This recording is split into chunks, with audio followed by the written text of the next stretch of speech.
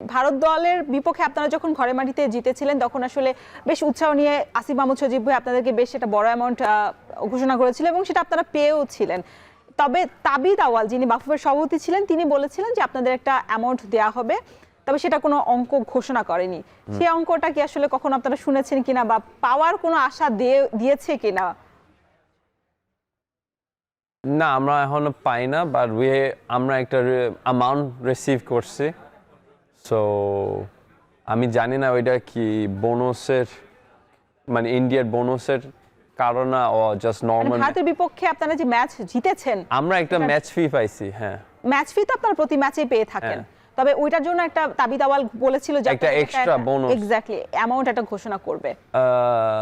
মানে এই ধরনের ঘোষণা দিয়ে যখন আপনারা না পান, আপনারা তো শুনেন যে হ্যাঁ আপনারা পাবেন, তবে না পান, হতাশ হন কিনা? তাহলে ঘোষণা দেওয়ার দরকারই বাকি ছিল না। তাবিব হি নোজ বেস্ট না, তাবিব তো সব ফাইন্যান্সিয়ালি দেখে, so he knows best the situation. So বাফের সিচুয়েশন এই ফাইন্যান্সিয়াল আমি বলতে পারি না। আচ্ছা, সবশেষ একটা প্রশ্ন করতে চাই, একদম ছোট্ট করে উত্তর দিবেন। অবসরটা কবে নিচ্ছেন? কেন? মানে জাতীয় দল থেকে বা আন্তর্জাতিক, কেন বলতে আপনার কোনো পরিকল্পনা রয়েছে কিনা শিগগিরই? এটা এখন ডিসাইড করি না। ডিসাইড করেন নাই, তার মানে খুব শিগগিরই আপনাকে আমরা অবসরে যেতে দেখবো না, তাই তো?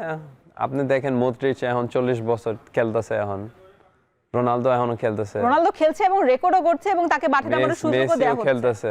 তবে আপনি তো সেই সুযোগটা আসলে পাচ্ছেন না। সেই আক্ষেপের জায়গা থেকে আসলে কখনো মনে হয়? আমি এখন চিন্তা করি না।